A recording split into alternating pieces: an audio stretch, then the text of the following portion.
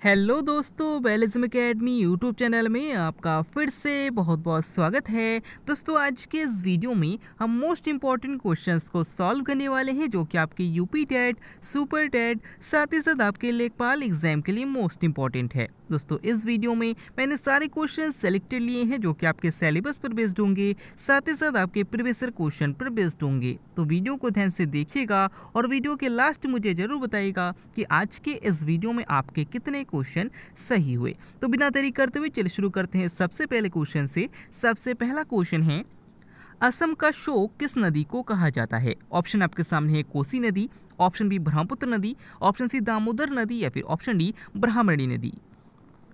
इसका सही आंसर हो जाएगा ऑप्शन बी ब्रह्मपुत्र नदी। दोस्तों, याद रखिएगा कि असम का शोक ब्रह्मपुत्र नदी को कहा जाता है, बिहार का शोक कोसी नदी को कहा जाता है और पश्चिम बंगाल का शोक दामोदर नदी को कहा जाता है। अगला क्वेश्चन, नीति आयोग का गठन कब किया गया? ऑप्शन आपके सामने है 1 जनवरी 1914, ऑप्शन बी 1 जनवरी 2014, ऑप्शन सी 1 जनवरी 2015 या फिर ऑप्शन डी 1 जनवरी 2016। इसका सही आंसर हो जाएगा ऑप्शन सी 1 जनवरी 2015। दोस्तों, याद रखिएगा कि नीति आयोग का गठन 1 जनवरी 2015 को किया गया था। अगर आपसे पूछा जाता है कि भारत का थिंक टैंक किससे कहा जाता है तो याद रखिएगा नीति आयोग को कहा जाता है। अगला क्वेश्चन, लिंगराज का मंदिर भारत के किस राज्य में स्थित है? ऑप्शन आपके सामने Orissa, option B Bihar, option C Sikkim या फिर ऑप्शन डी राजस्थान। इसका सही आंसर हो जाएगा ऑप्शन ए उड़ीसा। दोस्तों, याद रखिएगा कि लिंगराज का मंदिर उड़ीसा में स्थित है और इसका निर्माण अयाती केसरी ने करवाया था। अगला क्वेश्चन, प्लास्टिक मनी किससे कहा जाता है? ऑप्शन आपके सामने credit card, option B PAN card, option C निर्वाचन कार्ड या फिर ऑप्शन डी इनमें से कोई नहीं। इसका सही आंसर हो जाएगा ऑप्शन ए क्रेडिट कार्ड। दोस्तों, याद रखिए कि आपके पास जो एटीएम है, जो भी डेबिट कार्ड या फिर जो क्रेडिट कार्ड है, उसी को प्लास्टिक मनी कहा जाता है। अगला क्वेश्चन, लोकसभा के प्रथम उपाध्यक्ष कौन थे? ऑप्शन आपके सामने है श्री अनंत शयनम अयंगर, ऑप्शन बी के बिरला, ऑप्शन सी जीवी मावलंकर या फिर ऑप्शन डी गणेशम सत्यार्थी।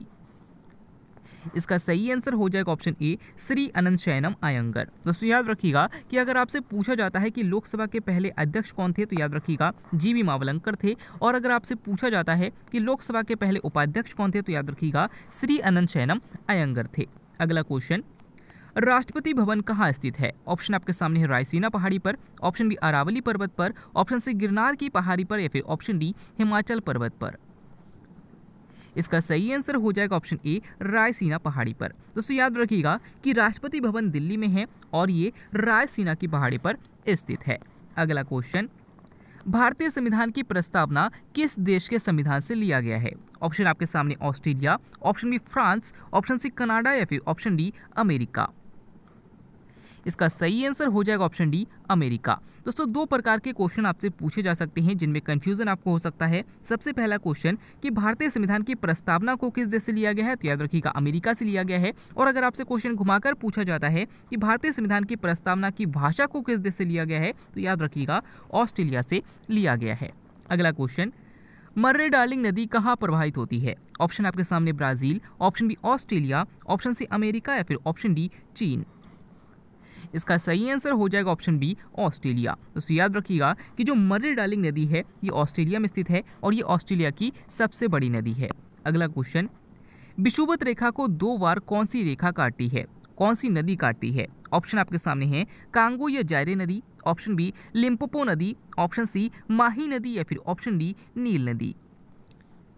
इसका सही आंसर हो जाएगा ऑप्शन ए कांगो या जायरे नदी। दोस्तों, आपको पता है कि पृथ्वी में जो 0 डिग्री अक्षांश रेखा है इसको भूमध्य रेखा कहा जाता है, जो 23.5 डिग्री उत्तरी अक्षांश रेखा है इसको कर्क रेखा कहा जाता है, और जो 23.5 डिग्री दक्षिणी अक्षांश रेखा है इसको मकर रेखा कहा जाता है।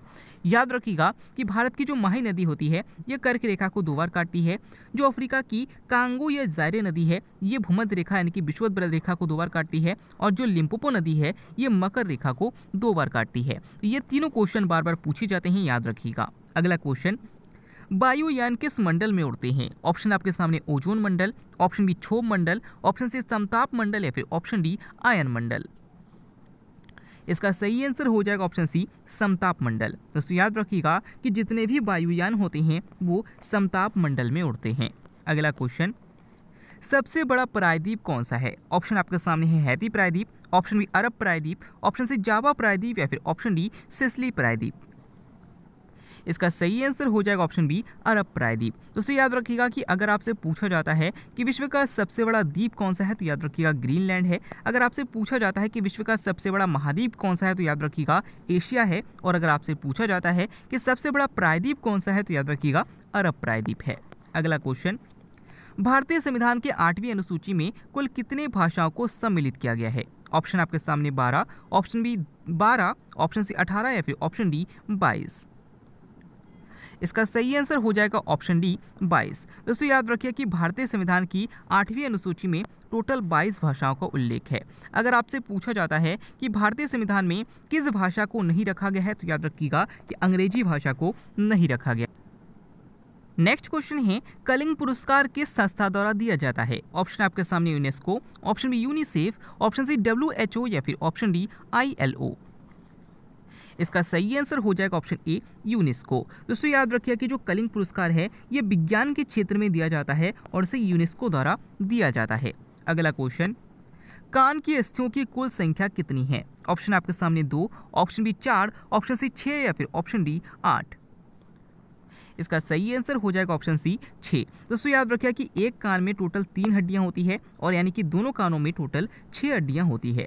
अगर आपसे पूछा जाता है कि मानव शरीर की सबसे छोटी हड्डी कौन सी है तो याद रखिएगा स्टेपिस है और ये कान की ही हड्डी होती है।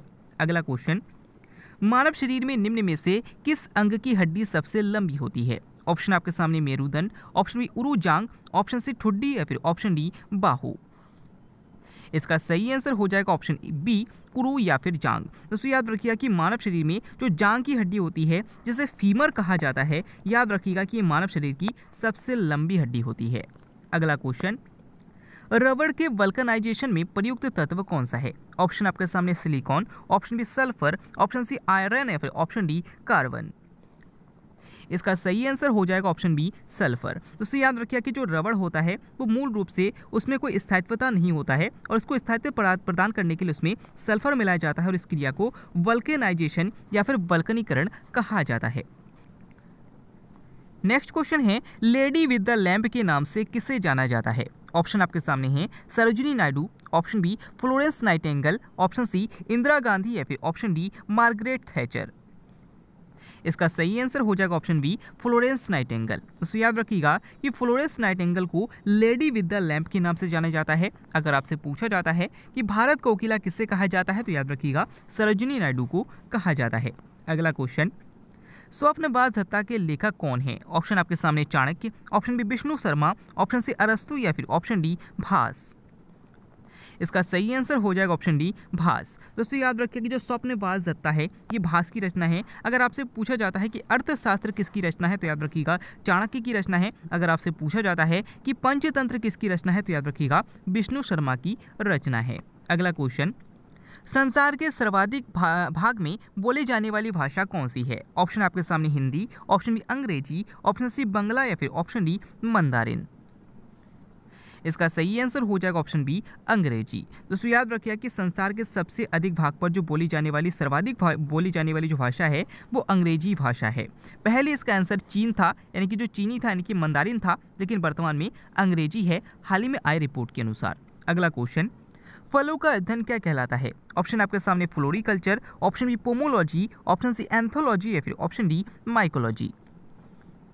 इसका सही आंसर हो जाएगा ऑप्शन बी पोमोलॉजी। दोस्तों याद रखिए कि फलों का अध्ययन पोमोलॉजी कहलाता है, फूलों का अध्ययन एंथोलॉजी कहलाता है और कवकों का अध्ययन माइकोलॉजी कहलाता है। अगला क्वेश्चन, टमाटर का रंग लाल किसके कारण होता है? ऑप्शन आपके सामने vitamin, option B lycopene, option C caffeine या फिर ऑप्शन डी केसीन। इसका सही आंसर हो जाएगा ऑप्शन बी लाइकोपिन। दोस्तों याद रखिए कि टमाटर का लाल रंग लाइकोपिन के कारण होता है और दूध का सफेद रंग केसीन के कारण होता है। अगला क्वेश्चन, दूध का पास्चुराइजेशन किसने किया था? ऑप्शन आपके सामने है Robert Koch, option B Robert Hooke, option C Leeuwenhoek या फिर ऑप्शन डी लुई पास्चर। इसका सही आंसर हो जाएगा ऑप्शन डी, लुई पास्चर। दोस्तों याद रखिएगा कि दूध का पास्चुराइजेशन लुई पास्चर ने किया था। अब इसको याद कैसे रखना है, तो याद रखिएगा कि लुई पास्चर के नाम के लास्ट में ही पास्चर है और इसी से बना है पास्चुराइजेशन। तो याद रखिएगा, इंपॉर्टेंट है। अगला क्वेश्चन, साइलेंट वैली यानी कि मौन घाटी कहाँ स्थित है? ऑप्शन आपके सामने Jammu Kashmir, option B Uttarakhand, option C Assam या फिर ऑप्शन डी केरल। इसका सही आंसर हो जाएगा ऑप्शन डी, केरल। दोस्तों याद रखिए कि जो शांत घाटी है वो केरल में स्थित है और यहीं पर सबसे अधिक जैव विविधता भारत में पाई जाती है। अगला क्वेश्चन, भारत का प्रथम राष्ट्रीय पार्क कौन सा है? ऑप्शन आपके सामने है Jim Corbett, option B Keoladeo, option C Hemis या फिर ऑप्शन डी मानस। इसका सही आंसर हो जाएगा ऑप्शन ए, जिम कॉर्बेट। दोस्तों याद रखिएगा कि जिम कॉर्बेट राष्ट्रीय उद्यान जो कि उत्तराखंड में है, ये भारत का पहला राष्ट्रीय उद्यान है। अगर आपसे पूछा जाता है कि भारत का सबसे बड़ा राष्ट्रीय उद्यान कौन सा है, तो याद रखिएगा हेमिस राष्ट्रीय उद्यान है जो कि लद्दाख में है। अगर आपसे पूछा जाता है कि मानस राष्ट्रीय उद्यान कहाँ पर है, तो याद रखिएगा असम में है। अगला क्वेश्चन, असम का शोक किस नदी को कहा जाता है? ऑप्शन आपके सामने Kosi, option B Brahmaputra, option C Damodar या फिर ऑप्शन डी ब्राह्मणी। दोस्तों क्वेश्चन का आंसर आपको मैं कमेंट कर बताना है। इस क्वेश्चन को मैंने इसी वीडियो में बताया है, तो अगर आपने वीडियो को ध्यान से देखा होगा और समझा होगा तो आप इसका आंसर जरूर कर पाएंगे। आज का वीडियो आपको कैसा लगा, साथ ही साथ आज के वीडियो में आपके कितने क्वेश्चन सही हुए, कमेंट बॉक्स में जरूर बताइएगा। अगर आप फेसबुक पेज और टेलीग्राम ग्रुप को ज्वाइन करना चाहते हैं तो डिस्क्रिप्शन में लिंक दिया गया है, वहाँ से आप ज्वाइन कर सकते हैं। मिलते हैं अगले वीडियो में, तब तक के लिए देखते रहिए, सीखते रहिए।